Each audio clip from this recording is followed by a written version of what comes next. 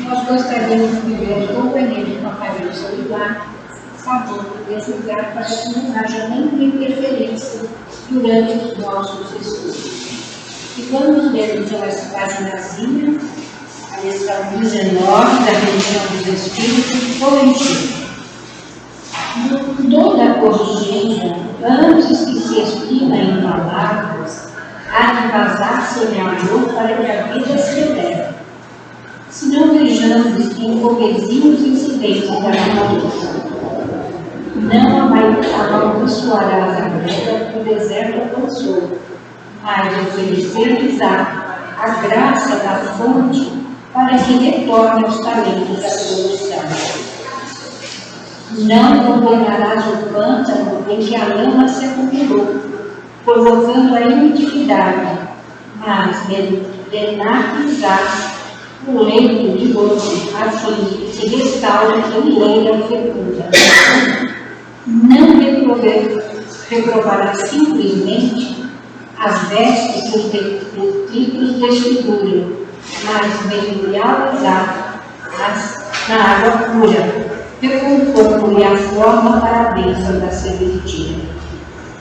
Não martelarás indiscriminadamente a máquina, cuja engrenagem se nega à função devida, e sim examinarás com atenção os implementos defeituosos, de modo a recuperá-la para o único exercício.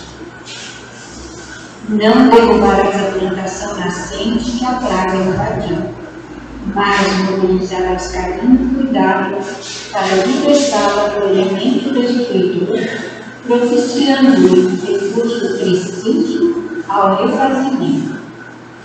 Não aniquilarás certa província por fora, porque se mostra enfermiça, mas convencer-lhes-ás adequado remédio, normalizando-lhe os movimentos.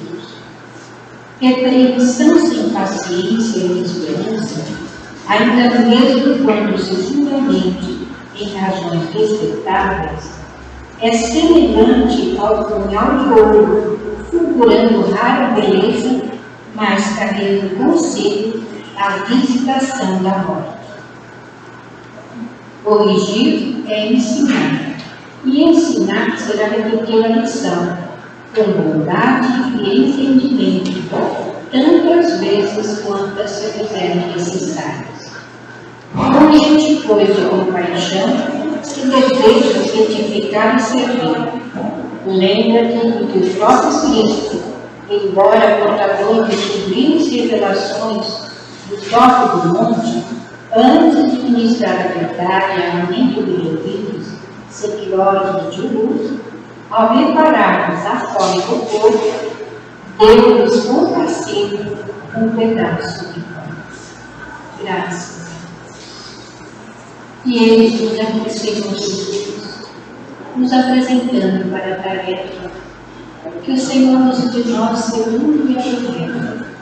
Que nós estejamos aqui, Senhor, unidos num só pensamento, num só desejo de cumprir aquilo que nos comprometemos no plano espiritual.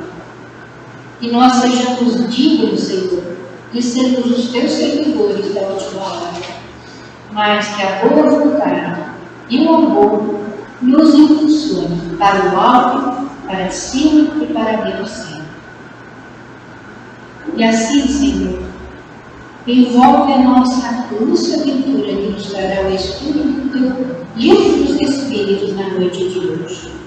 Envolve na inspiração, na intuição, para que ela possa explanar e nós possamos, Senhor, compreender tudo aquilo que nos é necessário. Abençoa a Monique que nos trará o comentário do Evangelho na noite de hoje, que ele possa estar envolto na tua luz e no teu amor, hoje e sempre. E em teu nome, Senhor, em nome de nossa Mãe Santíssima, em nome de toda a direção espiritual da Casa do Caminho, mas acima de tudo e sempre, em nome de Deus, nosso Pai, que encerrando essa prece, possamos dar início à nossa reunião na noite de hoje. Que assim seja, graças a Deus.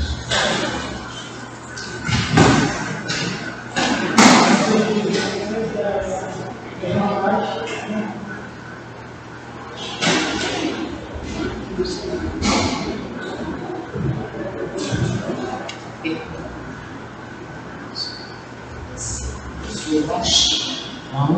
boa noite a todos. A gente estranha um pouquinho, que já tem uns 4 anos que a gente não vem aqui, né? Então, algumas coisas aqui mudaram. Por isso a gente vai ficar com o microfone aqui na mesa, mas a gente vai se adaptando. Que Jesus abençoe a todos nós nesse nosso estudo do Livro dos Espíritos. Hoje nós temos o capítulo do Livro dos Espíritos que fala sobre considerações sobre a pluralidade das existências. Vocês têm aí só um pedacinho do texto, porque o texto é bastante longo, não é? E como Kardec coloca no próprio título, são considerações sobre a pluralidade das existências, ou seja, a reencarnação. Então nós temos dentro da doutrina espírita 5 fundamentos básicos, que é a ideia da existência de Deus, a pluralidade das existências, na verdade antes, né? A ideia do Espírito, a existência do Espírito com a sua imortalidade, depois a pluralidade das existências ou reencarnação, a pluralidade dos mundos habitados e a comunicabilidade, a possibilidade da comunicação entre os encarnados, os vivos da matéria, e os desencarnados, os vivos fora dessa matéria. Então são 5 fundamentos e que obviamente eles vão carregar uma série de outros princípios, uma série de outras ideias, uma série de outras consequências. Então, para a gente, por exemplo, compreender a justiça de Deus, só a reencarnação.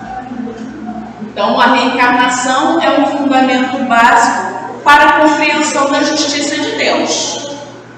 Só a reencarnação vai nos explicar uma série de situações da nossa vida diária, da nossa vida cotidiana. Mas isso a gente vai falar um pouquinho mais para frente. Escolha de provas, que a gente estuda no Livro dos Espíritos, não é? A própria pluralidade dos mundos habitados depende da reencarnação, dá uma finalidade útil, se a gente pode assim dizer, para a própria existência do espírito, não é? Porque se a gente existisse, mas sempre de uma forma tão linear, seria até monótono. Então a reencarnação dá finalidade, a questão do progresso do espírito, só com a reencarnação, o livre-arbítrio. Então nós temos aí uma série de questões que a gente não vai ficar enumerando, que não são exatamente o nosso estudo agora, né? Mas que dependem desses fundamentos. E por que a gente iniciou falando sobre eles? Porque o texto de Kardec, e esse pedaço que vocês têm até a mão, né? Ele começa falando sobre o dogma da reencarnação. Então, no entendimento atual, essa palavra dogma quer dizer alguma coisa que eu não posso questionar. Eu tenho que aceitar e acabou. E as religiões, cada qual tem lá os seus dogmas, que são inquestionáveis. Só que a origem dessa palavra não quer dizer uma ideia que não pode ser questionada, e sim um fundamento básico de uma filosofia, de uma doutrina, de uma religião. Então, ao longo do tempo aí, eu já ouvi pessoas dizendo assim: o Espiritismo não tem dogmas. Mas está escrito no próprio Livro dos Espíritos. Também tem um trechinho no Evangelho. Tem sim dogma, não no sentido de que a gente não pode questionar, mas no sentido de que é um fundamento básico que sem ele nós não teríamos a doutrina espírita como nós a temos. Sem esse fundamento básico, se eu não aceito esse fundamento básico, eu não posso me dizer espírita. Qual espírita que não acredita em reencarnação? Não existe. Para a gente ser espírita, a gente precisa acreditar na reencarnação. Então, a reencarnação, a pluralidade das existências, é um dogma para a gente. A grande questão é que os outros dogmas, né, os outros 4, mais ou menos a gente tem também em outras religiões. Então, a ideia de Deus, da existência de Deus, toda religião espiritualista acredita em Deus. A imortalidade da alma, do espírito, todas as religiões espiritualistas acreditam. Cada um do seu jeito, mas acredita, não é? A pluralidade de mundos habitados, algumas religiões acreditam, outras não acreditam. A comunicabilidade, algumas religiões acreditam, outras religiões não acreditam. E a própria reencarnação não é novidade, que Kardec também coloca logo no início do texto. Reencarnação não é ideia da doutrina espírita. Reencarnação é uma ideia, a gente está usando aqui a palavra ideia por enquanto, porque Kardec fala em considerações, né? Então, essa ideia também não é nova e não é apenas da doutrina espírita.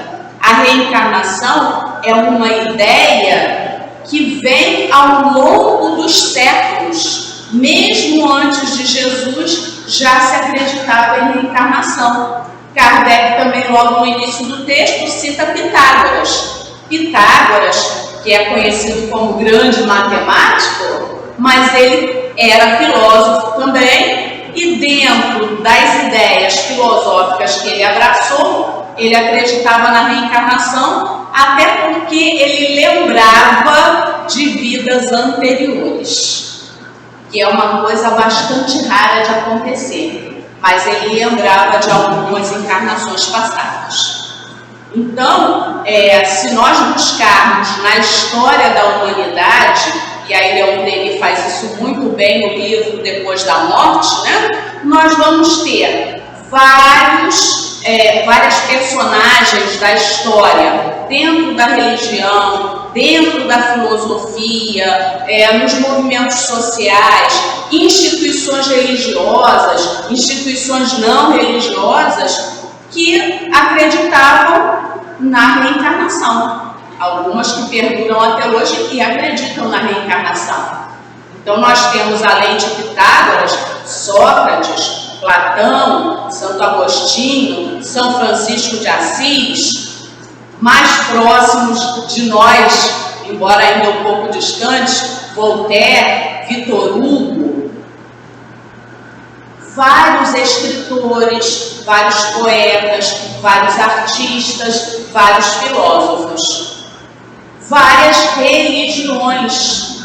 Para nós, bem próximo a nós, a Umbanda, o Candomblé, o xamanismo, o hinduísmo, Rosa Cruz, maçonaria, são todas instituições que acreditam na reencarnação. Então, Kardec ele começa pontuando justamente essa questão de não ser uma novidade. E aí ele vai fazer uma coisa muito interessante, por isso que ele deu o título de Considerações sobre a Pluralidade das Existências. Ele vai pedir para a gente se colocar numa postura neutra, fingindo que nunca ouviu falar de reencarnação, que não sabe nada de reencarnação.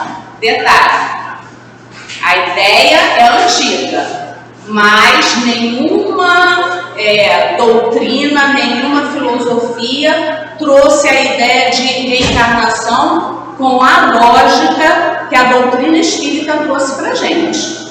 Então a gente vai ver lá no Antigo Testamento a palavra ressurreição, que em algumas situações se refere à reencarnação, mas que em outras situações não é a reencarnação. Então eles tinham uma ideia confusa.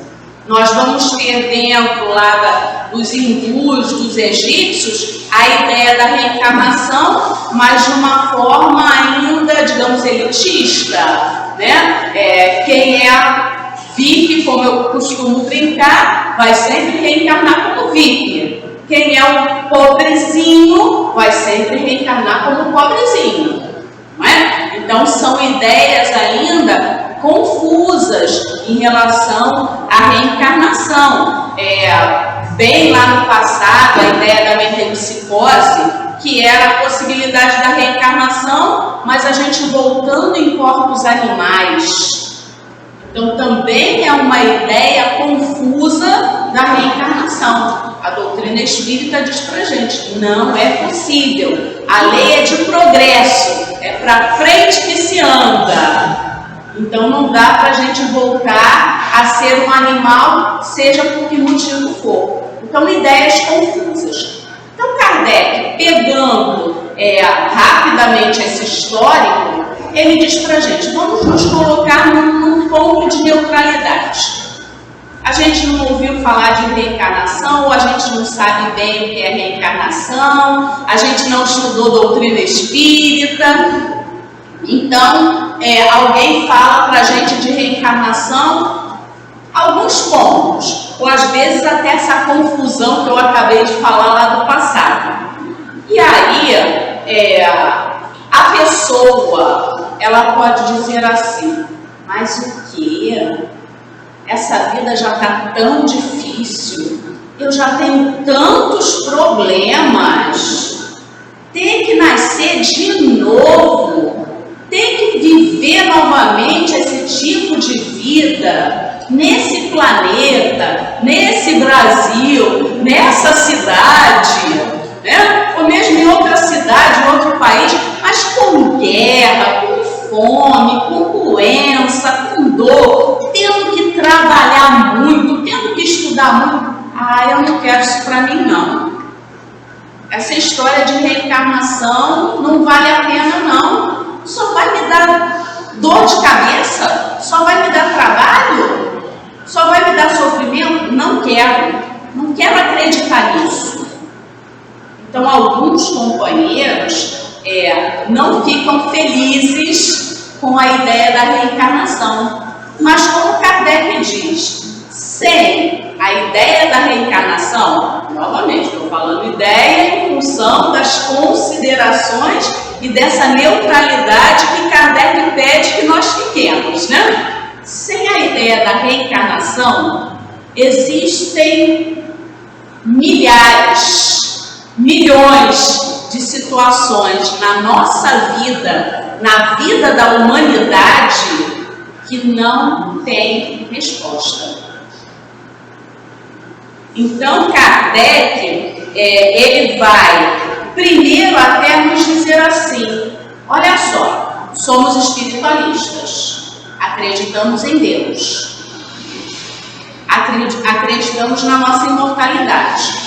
Se acreditamos em Deus que criou todo o universo, nós achamos que nós somos tão grande coisa assim, estou falando com as minhas palavras, obviamente, né? Nós achamos que nós somos tão grande coisa assim, que Deus viraria para a gente para ficar perguntando a nossa opinião sobre as questões do universo, do nosso planeta, da nossa vida? Deus, inteligência suprema, iria ficar perguntando para a gente? Você quer renascer? Você quer renascer não sei aonde? Você quer isso? Você quer aquilo? O universo, como é que você acha que tem que ser o universo? E o planetinha Terra? E Marte? E Júpiter? basta a gente pensar, isso não está no texto, mas basta a gente pensar, né? Muitos de nós aqui somos pais, somos avós, talvez alguns aqui professores, como eu fui, né? Aposentada, mas professora, e continuo me chamando de professora até morrer, né? A gente, quando tem uma criança na nossa responsabilidade, a gente fica perguntando para a criança: você quer tomar banho? Você quer comer? Você quer ir para a escola? Você quer tomar a vacina contra a meningite? Se a criança está sob a nossa responsabilidade, querendo ou não querendo, ela vai ter que ir para a escola, ela vai ter que comer, e vai comer o que a gente considera que ela pode comer, não é? Ela uma hora vai ter que tomar banho, porque ela não vai ficar dias e dias sem tomar banho, não é? Ela vai ter que tomar lá a vacinação indicada para a faixa etária dela. Então, assim como nós fazemos com a criança que está sob nossa responsabilidade, Deus também faz em relação a nós. O que Ele considerou, né, adequado, apropriado para nós, é o que é. A criança vai ter dia que ela não está querendo tomar banho, mas ela vai ter que tomar banho. A criança tem um dia que ela não quer ir para a escola, mas ela tem que ir para a escola. Às vezes a gente até releva um pouquinho, né? Um dia a gente deixa sem ir para a escola e tal coisa, mas a gente não deixa a criança fazer tudo que ela quer. A gente controla, a gente determina algumas coisas. E assim também é Deus em relação a nós. A gente querendo ou não querendo, gostando ou não gostando da ideia da reencarnação, ela existe, a gente vai ter que se submeter a ela. Não tem como fugir. Às vezes, como uma criança rebelde, a gente pode até protelar. Isso a gente vê dentro da doutrina espírita, quando chega lá Estudos do Céu e do Inferno, Revista Espírita. Às vezes a gente protela, né? Não quero ir agora não, me deixa ficar mais 5 anos, mais 10 anos aqui na erraticidade. Depois eu vou, eu quero estudar mais um pouco, eu quero trabalhar um pouco mais aqui no plano espiritual, depois eu reencarno. Então, às vezes, até Deus, ou a lei de Deus, até melhor dizendo, nos dá um tempinho, assim como a gente dá um tempinho para a criança, né? Ela não quer tomar banho às 5 horas, mas 6 horas, 7 horas não passa, tem que tomar banho, não é? É o horário da escola, está no horário da escola. Então, a gente vai ter que se submeter, não tem como escapar, não é? E aí Kardec, ele faz umas perguntas muito importantes dentro desse capítulo. E essas perguntas, elas são dentro dessa ideia de consideração, né? Da neutralidade. Então, eu não entendo bem de reencarnação, ouvi falar, mas não sei bem. E aí? Kardec diz assim para a gente, ele vai se referir ao futuro, tá? Ele vai colocar em relação ao presente, ao passado e ao futuro. Eu vou começar pelo futuro, já que a gente está aqui, futuro, né? Ele faz as seguintes questões, ó. Se apenas nossa existência atual deve decidir nossa sorte futura, qual será na vida futura a posição respectiva do selvagem e do homem civilizado? Estarão no mesmo nível ou distanciados na soma da felicidade eterna? Ele está fazendo pergunta que não é exatamente para a gente responder, é para a gente pensar, não é? Somos espiritualistas, não estou nem falando, somos espíritas, somos espiritualistas. Acreditamos na nossa imortalidade. Então, depois que eu não tiver mais esse corpo aqui, no futuro, vida futura, o que vai acontecer comigo? Só que ele primeiro lança em relação ao civilizado e ao selvagem. o selvagem que viveu lá no meio do mato, sem recursos, sem uma escola. Lógico que hoje em dia até esses companheiros indígenas e tudo já tem outra estrutura. Vamos pensar aqui em 1860. Eu gosto sempre de arredondar números, né? 1860. A ideia que eles tinham de selvagem, não é? Então, esse indivíduo que teve pouquíssimas oportunidades de crescimento material e espiritual, e os civilizados, eu usaria civilizados entre aspas, né? Porque a gente ainda tem uma caminhada. Outro dia eu ouvi de um palestrante, né? A gente só vai ser civilizado mesmo quando a gente olhar para o próximo e ajudar realmente, não houver mais fome, mais dificuldade, né? Porque enquanto a gente é indiferente à dor do próximo, a gente não é civilizado. E eu tenho um bocado desse entendimento também, né? Então, o civilizado aí, para mim, entre aspas, que teve várias oportunidades. Aí os dois desencarnam, como a gente costuma falar em doutrina espírita. Qual vai ser a situação futura deles? Eles vão para o mesmo lugar? Eles vão para lugares diferentes porque um teve oportunidades e outro não teve oportunidades? Que lugares diferentes seriam esses? Quem estaria em melhor condição? Haveria algum tipo de privilégio? Então Kardec lança essa pergunta para a gente. Se não dependeu do selvagem, ele nasceu do selvagem. Ele nasceu num grupo selvagem. Não dependeu dele. A segunda questão. O homem que trabalhou toda a sua vida para melhorar-se estará na mesma classe daquele que permaneceu inferior, não por sua culpa, mas porque não teve nem tempo, nem a possibilidade de tornar-se melhor? E aí somos nós mesmos dentro da sociedade, né? Um trabalhou, conseguiu se melhorar, não só materialmente, mas moralmente. Nós estamos aqui nos melhorando moralmente. E o outro que por uma série de dificuldades não conseguiu se melhorar. Quando a gente está lá no Leon Denis fazendo umas determinadas aulas na orientação mediúnica, né, no curso de orientação mediúnica, a gente já parou para pensar a facilidade que nós temos hoje em dia e aqui na cidade grande em relação a essa nossa questão de progredir moralmente? E aí, como eu estou lá em Bento Ribeiro, eu falo de lá, né? Não gostei do Leon Denis, briguei com alguém do Leon Denis, me aborreci, não quero mais fazer parte do Leon Denis.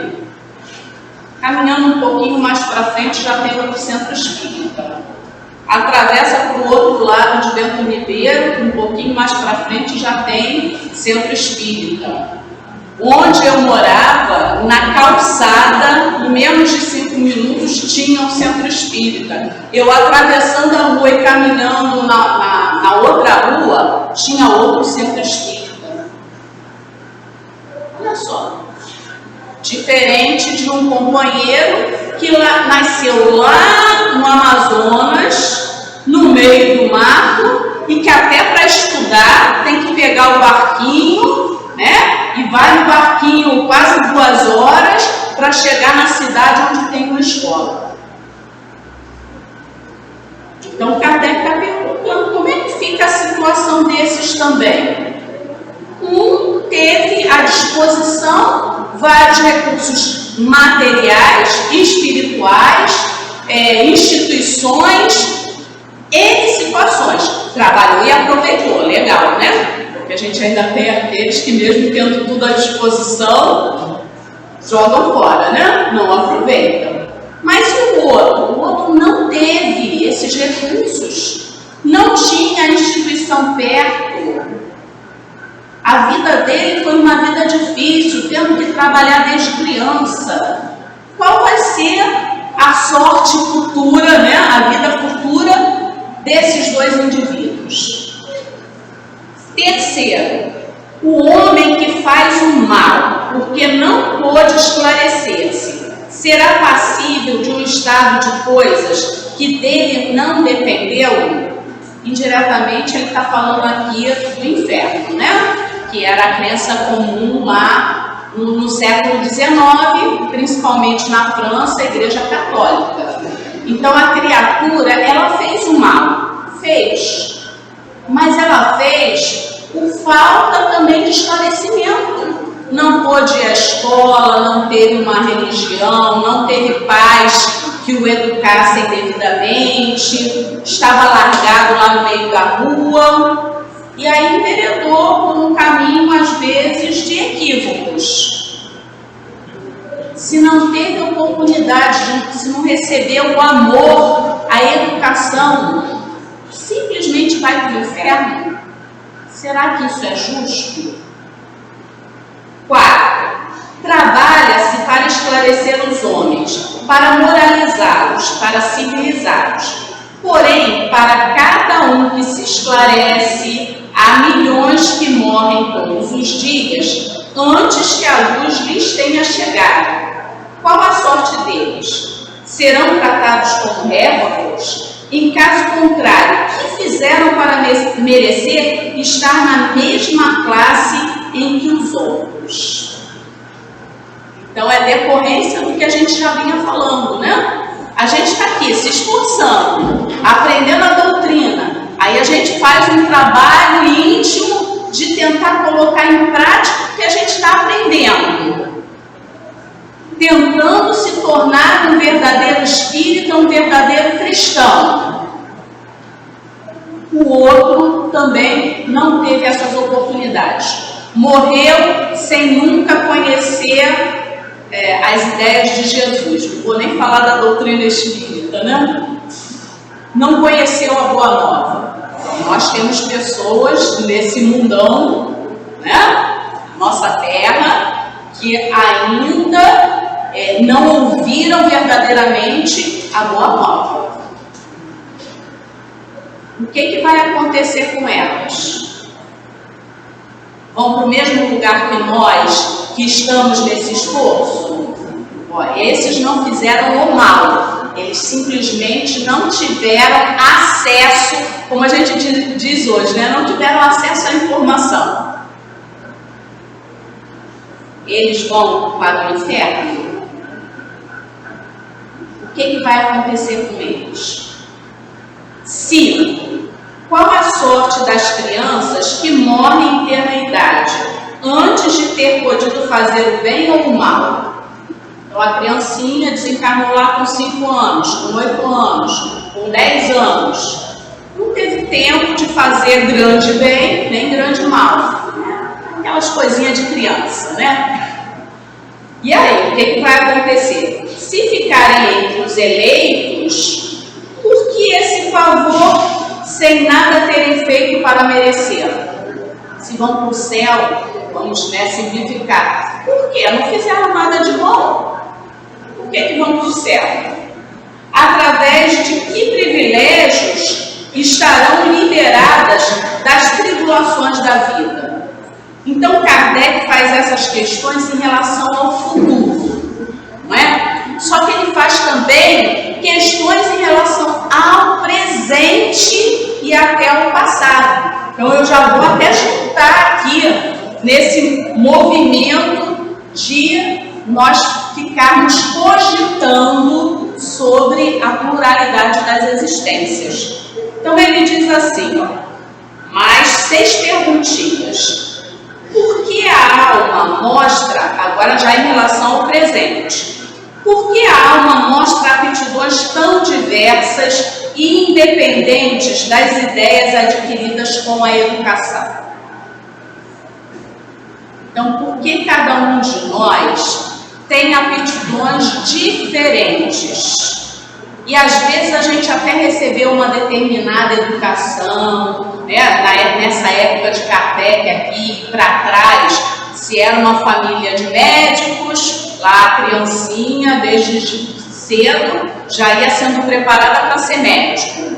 Se era carpinteiro, desde criancinha era preparada para ser carpinteiro, não é? Se era construtor, desde criancinha era preparada para ser construtor.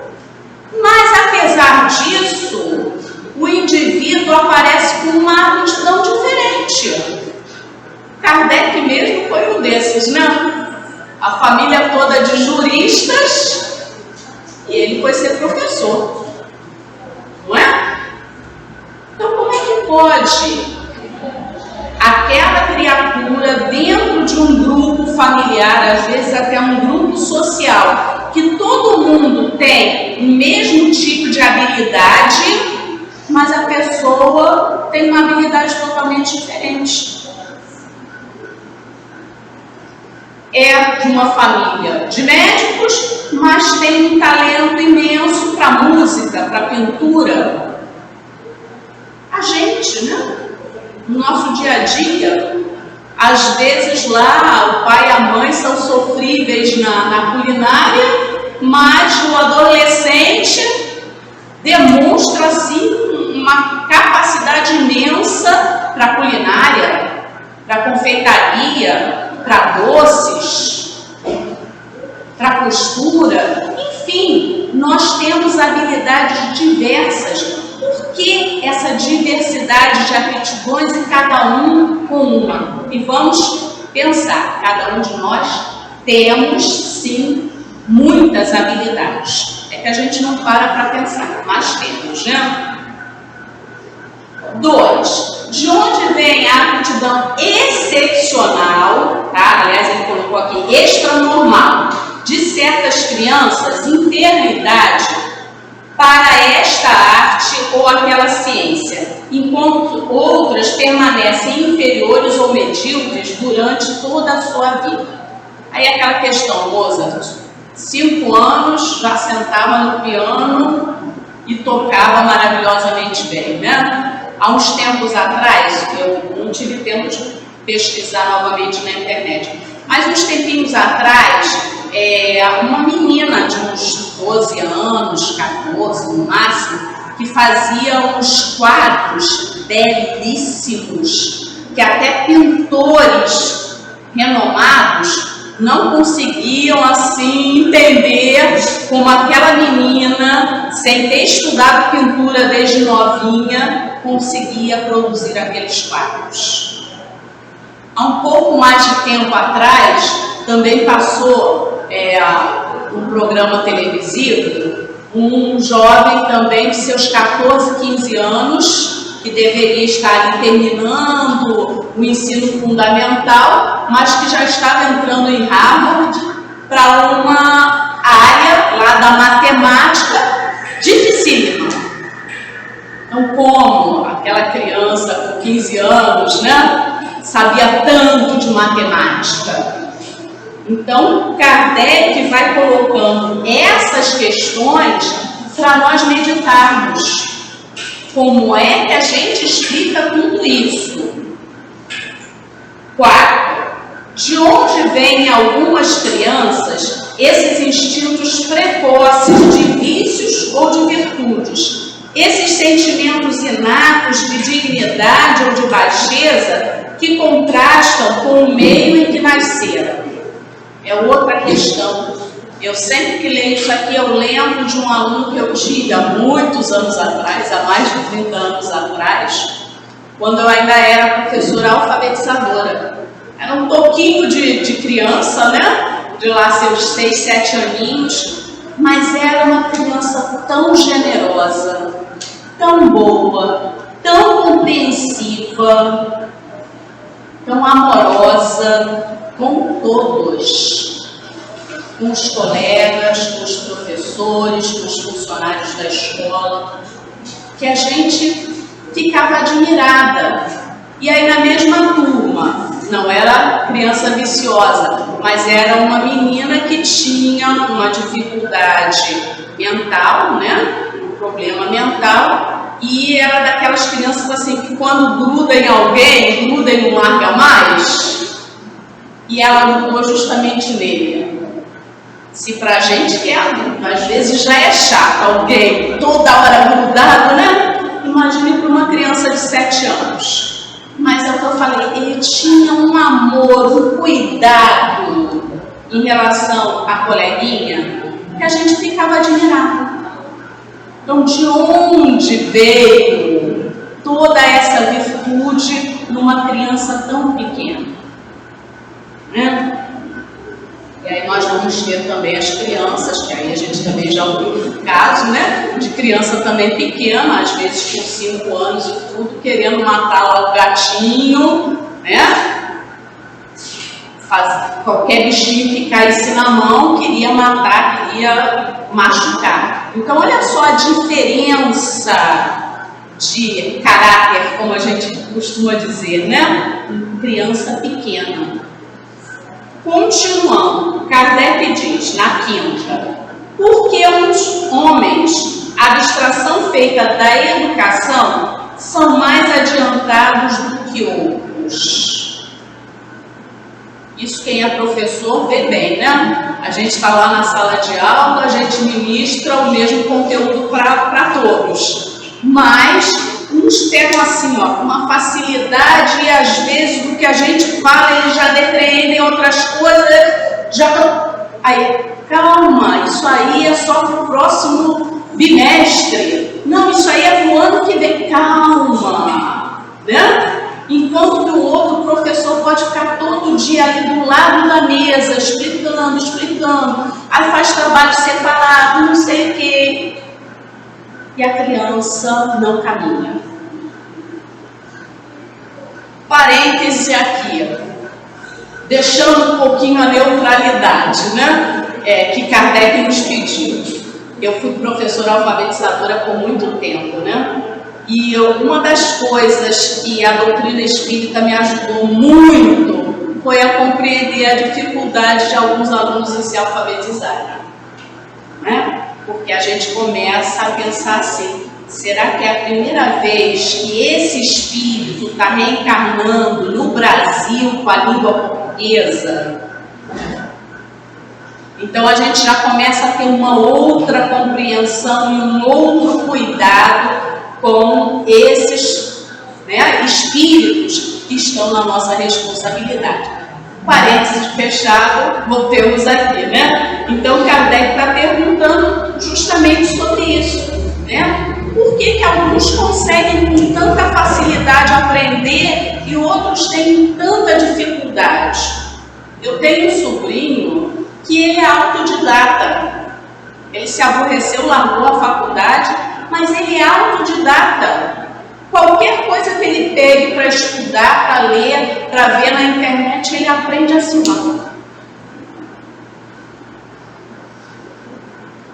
Então, o que tem nesse ser que faz com que aprenda com tanta facilidade?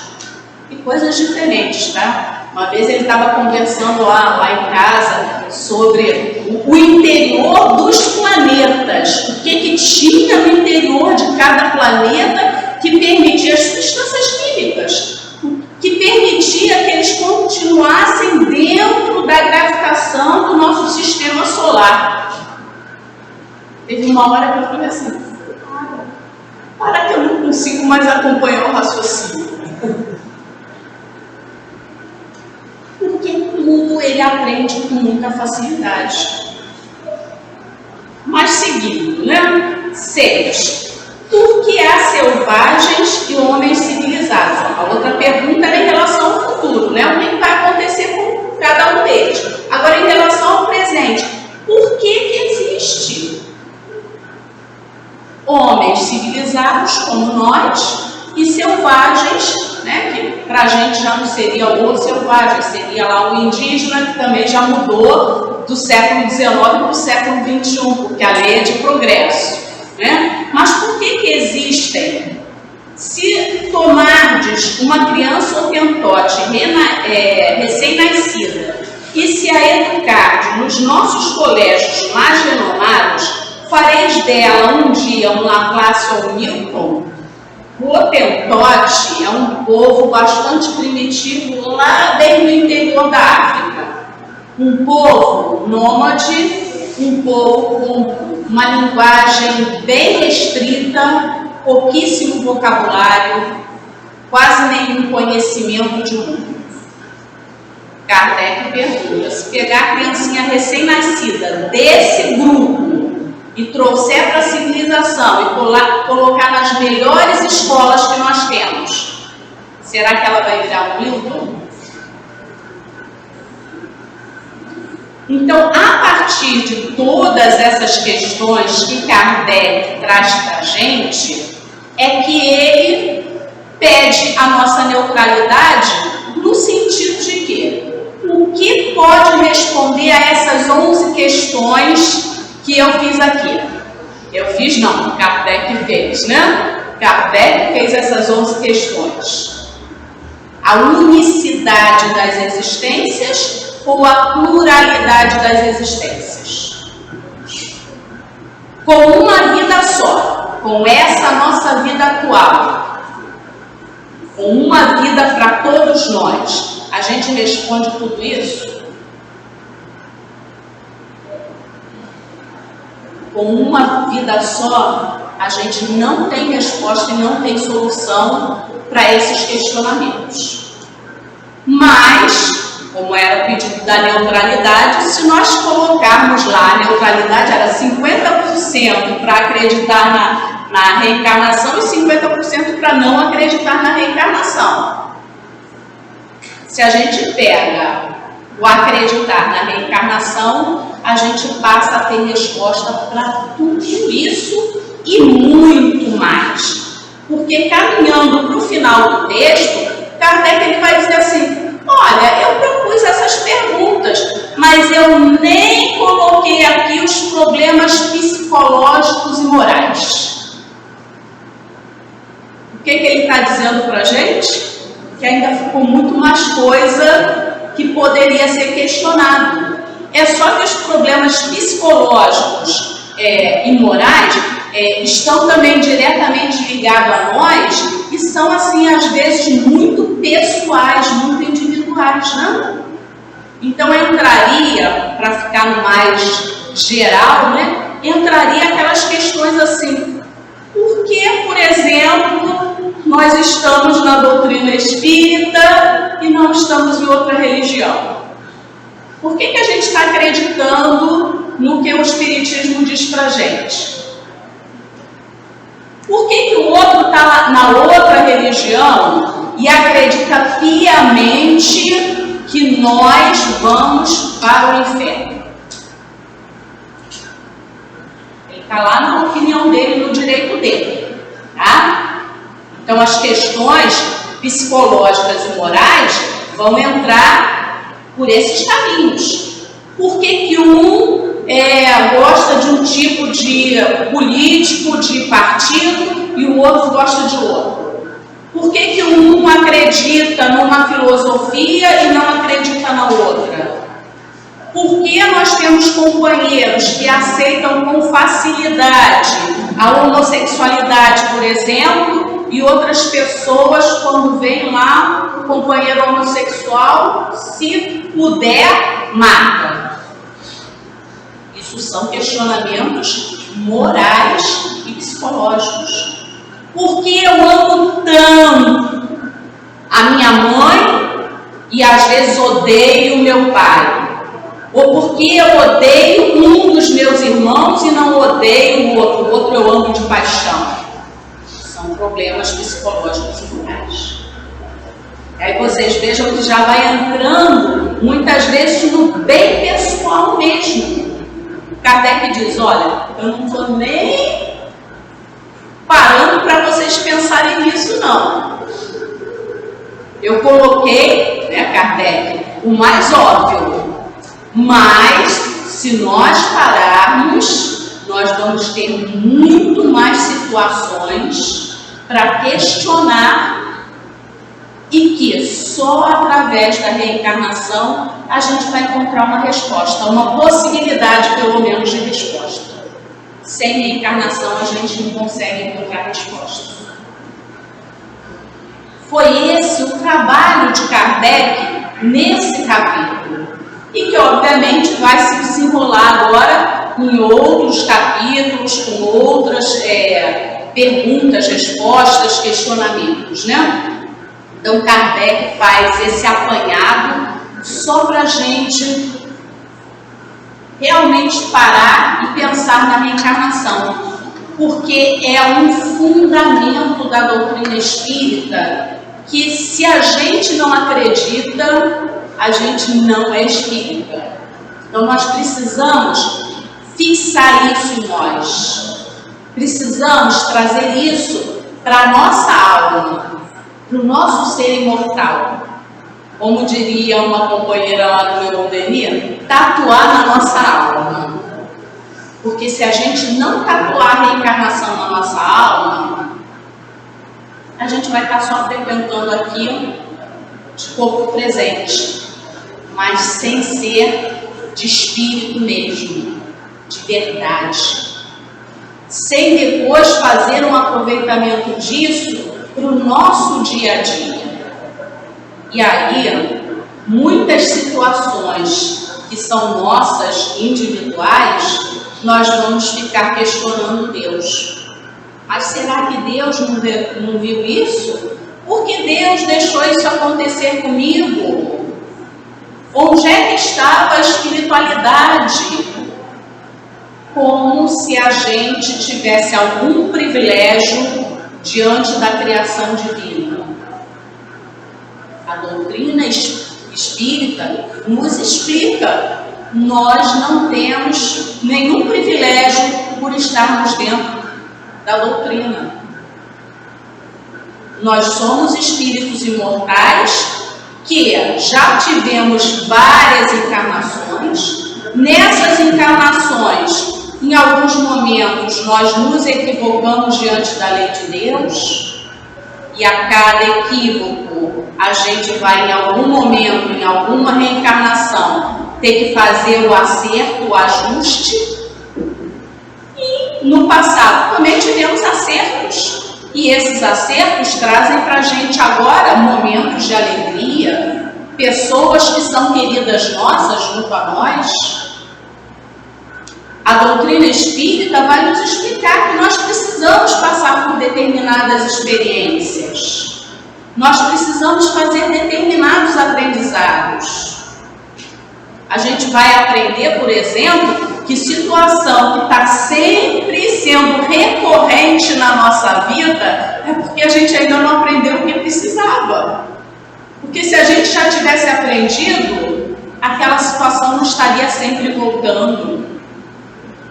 Então a gente vai entendendo o porquê da doença, o porquê da dor, da dificuldade financeira, do amar muito alguém ou ter um certo desprazer, digamos assim, em relação a alguma pessoa. A gente não vai saber exatamente, na outra encarnação eu fui a fulana de tal, vivi em tal lugar. Não, mas a gente vai depreendendo o que a gente já foi no passado, o que a gente já fez, pelo que a gente está vivendo agora.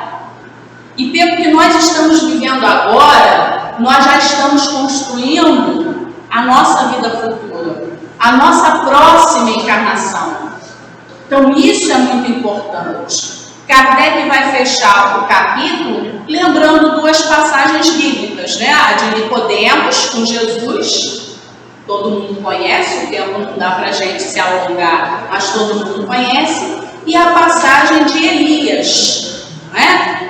Que era João Batista. Jesus diz, Elias já veio e ninguém reconheceu e fizeram dele o que quiseram. Aí os discípulos compreenderam que ele estava falando sobre João Batista.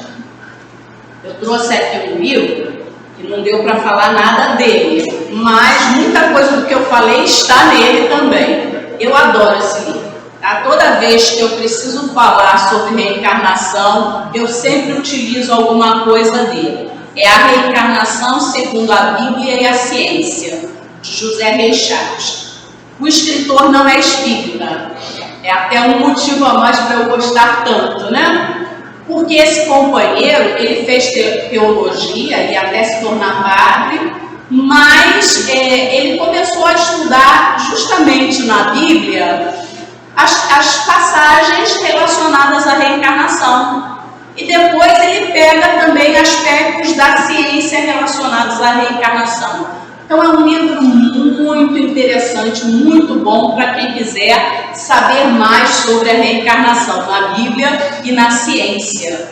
Ele fala de várias personagens que ao longo da história que acreditaram na reencarnação, né? Ele não cita a doutrina espírita, porque ele não era espírita, embora ele fale, por exemplo, de Leon Denis rapidamente, de Gabriel Delane rapidamente, né? Mas ele fala no sentido de filósofos, de pesquisadores, e não de doutrina espírita.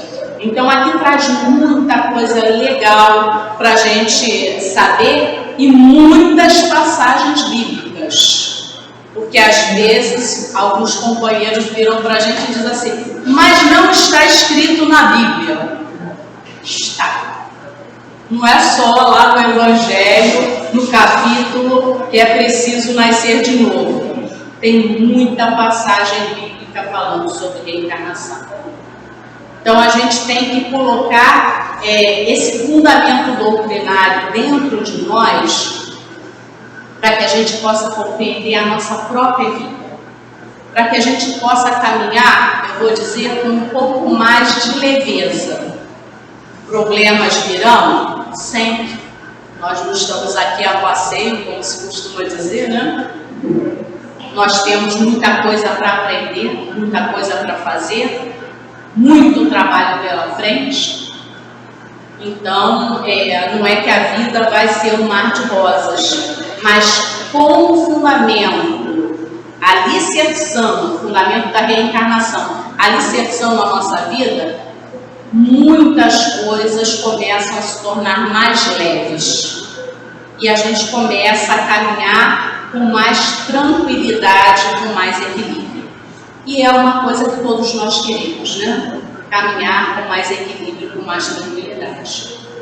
Para finalizar, não é uma pergunta de Kardec para nós, mas eu sempre que falo de reencarnação também gosto de deixar mais ou menos essa pergunta: o que nós estamos fazendo da nossa vida agora para repercutir na nossa próxima encarnação?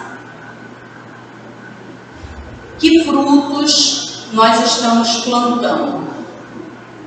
Porque o que nós plantarmos agora, nós semearemos nas próximas encarnações. Queremos um mundo de regeneração? Temos que trabalhar por ele. Ele não vai cair de paraquedas no nosso colo. Nós temos que trabalhar por ele.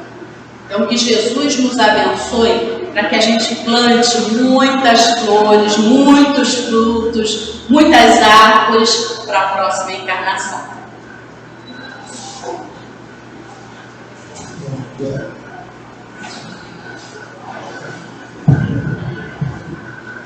Agora a gente vai fazer a leitura do Evangelho, no capítulo 12, item 10, e 11. Amai-vos aos outros e sereis felizes. Tomai sobretudo o peito a mal que vos inspira diferença, ódio ou desprezo. O Cristo que deveis considerar modelo, deu-vos o exemplo desse levantamento. Missionário do amor, ele amou até dar o sangue e a vida por amor. Pelo vos é o sacrifício de amados, os que vos ultrajam e vos perseguem. Mas precisamente esse sacrifício é o que vos torna superiores a eles. Se o odiasses como vos odeiam, não valerias mais do que eles.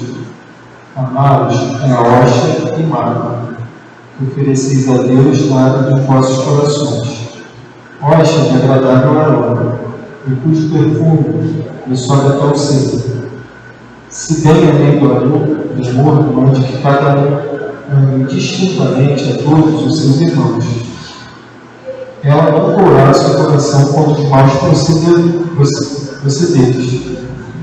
Este é o contrário, a prova mais angustiosa. Eu sei bem o quanto, durante a minha última existência terrena, experimentei essa tortura.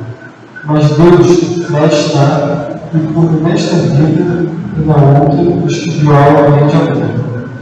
Não esqueçais, meus queridos filhos, que o amor aproxima de Deus a criatura e o ódio a distancia dele. Fêmea de Bordeaux, 1861.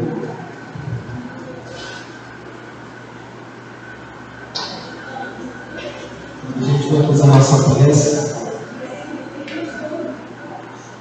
Deus nosso Pai, Jesus nosso divino médico, queridos amigos espirituais, rogamos nossas bênçãos de amor, de paz, de equilíbrio e de cura, para todos nós que aqui estamos.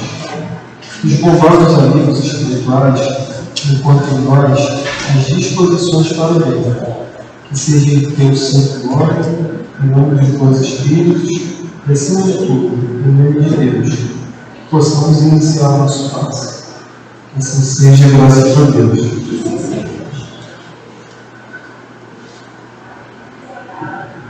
Nós temos nessa reencarnação a oportunidade de servir a todos. Servir aquelas antipatias que passaram, servir a pessoas que ultrajamos, pessoas que ignoramos, e assim, nessa oportunidade de servir, a gente vai compreendendo melhor a necessidade de ter paciência, de ter um carinho fraterno com quem não simpatiza com a gente, e a gente vai trabalhando o amor paulatinamente dentro do nosso coração.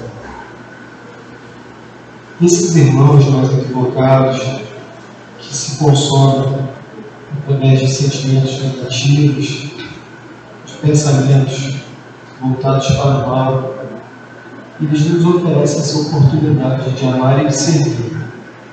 Porque é na compreensão desses irmãos, desses companheiros, que a gente vai trabalhando a paciência, a indulgência. Conosco, sim, a gente vai trabalhando o autoconhecimento, porque é na compreensão do outro que a gente se compreende mais. É no exercício do bem, no trabalho do bem, que a gente também trabalha o bem dentro da gente. E assim a gente vai despertando espiritualmente para uma vida nova, uma vida mais leve, uma vida com Jesus. E Jesus traz a boa nova. A boa nova é a oportunidade de a gente servir, de amar e de caminhar. Ele disse que se um amigo pede que caminhe uma amiga, caminhe duas vezes. Porque é nessa caminhada que a gente vai entendendo as necessidades espirituais de cada um que nos serve. A casa de caminho é uma oportunidade de servir a ninguém, uma oportunidade de amar o próximo. A gente tem uma diversidade de pessoas aqui.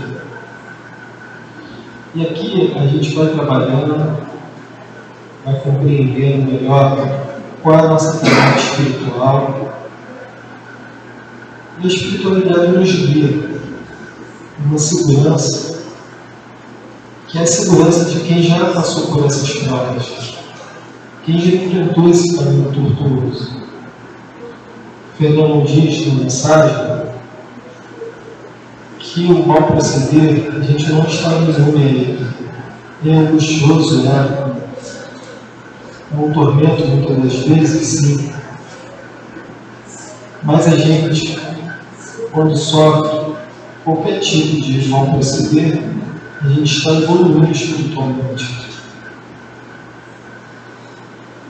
E só a gente poder retribuir o bem e também não fazer o mal, já é um grande passo. Então que a gente possa manter sintonizado com o mundo espiritual, através de compromissos que a gente já assumiu na espiritualidade, bem antes de reencarnar. Que a gente lembre também que Deus, Ele sempre dá a oportunidade e a gente quitar nossos débitos. Na medida que a gente consegue dar conta desse trabalho que nós temos na casa espírita, nos livros, na prece, no trabalho. Toda uma base para a gente bem enfrentar essas tarefas tão difíceis muitas das vezes, sim, mas que são necessárias para o progresso espiritual nosso, dos que nos cercam, da sociedade e desse mundo que está em um mundo de regeneração. E assim, Senhor, a gente agradece essa oportunidade de escutar uma palestra, oportunidade de compreender melhor a nós mesmos através do Espiritismo. E a gente sabe que a bênção do Espiritismo é para aqueles que buscam de boa fé, que têm um coração com a intenção de servir, de amar. Muitas das vezes a gente chega tão necessitado da casa espírita, das nossas questões pessoais, e aqui nos é oferecido esse trabalho de estudo, de caridade, e com isso a gente vai se modificando moralmente. Então, Senhor, a gente agradece pelo seu Evangelho, que a gente possa se manter nessa sintonia de paz e equilíbrio, para a gente ouvir a mensagem do plano espiritual.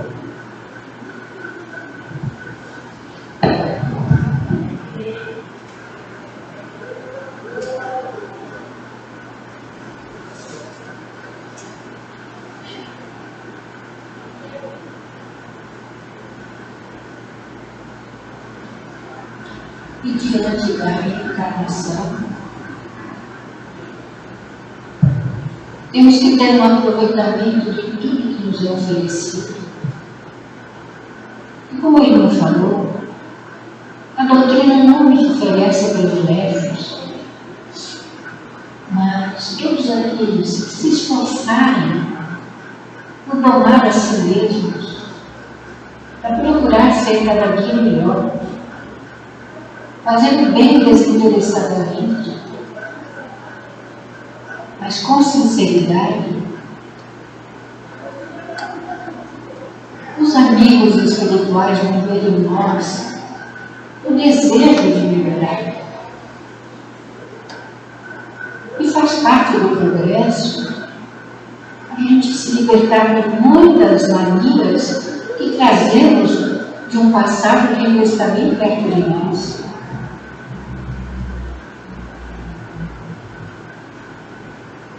Nós perdermos esses velhos hábitos para adquirir os hábitos virtuosos, demanda muito tempo, demanda muito esforço, muita determinação. Então aproveitemos o que a doutrina nos traz e observemos os nossos mais íntimos pensamentos. Muitas vezes respondemos de nós mesmos, mas que os Espíritos vêm.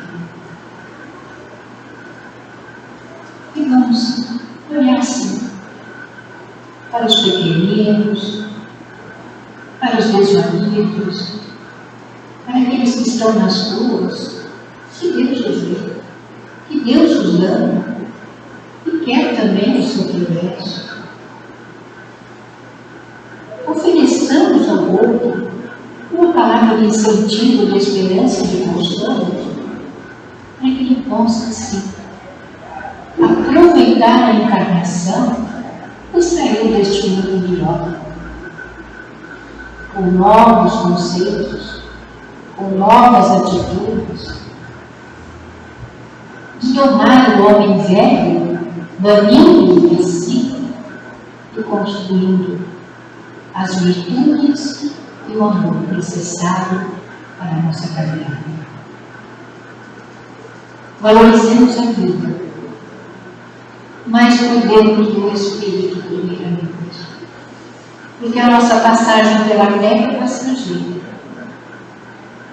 Estamos aqui para aprender e sairmos melhores do que quando aqui aprendemos. Vencemos nosso com muito carinho. E vamos mergulhar no carinho do Espírito. Vencermos a nós mesmos, praticando o bem e o amor em toda a sua extensão. E que a paz que o nosso Pai nos envia, possa ficar retida em cada coração que presente na noite de hoje. Que Deus seja com todos nós, hoje, agora e sempre. Graças a Deus.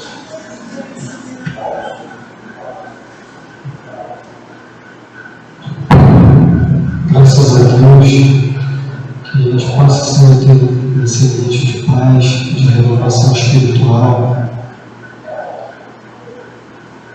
que a gente se fortaleça através da prece, do culto do Evangelho no lar. Esse culto do Evangelho pode ser com a família, pode ser sozinho, mas a gente sabe que toda vez que a gente abre o nosso coração para a prece, os amigos espirituais vêm nos auxiliar e Jesus está presente nesse momento. A gente agradece a todos que vieram aqui hoje, a todos que vão refletir sobre a mensagem do plano espiritual, que a gente possa retornar aos nossos lares com muita paz, muito equilíbrio, desejosos de fazer o bem. Essa perseverança, que a gente possa ficar em paz. Que assim seja, graças a Deus.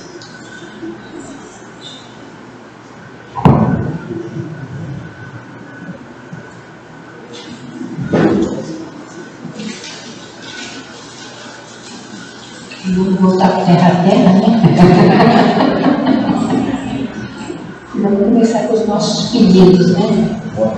Não esquecendo que todos estão convidados para o nosso almoço no Dia das Mães, no dia 5 de maio, às 13 horas.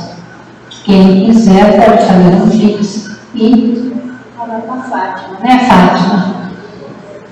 E aí a gente, quando é muito pedido, como eu costumo falar, a gente também pede, quem puder, dar um prato de salgado, um prato de doce, será bem-vindo, tá?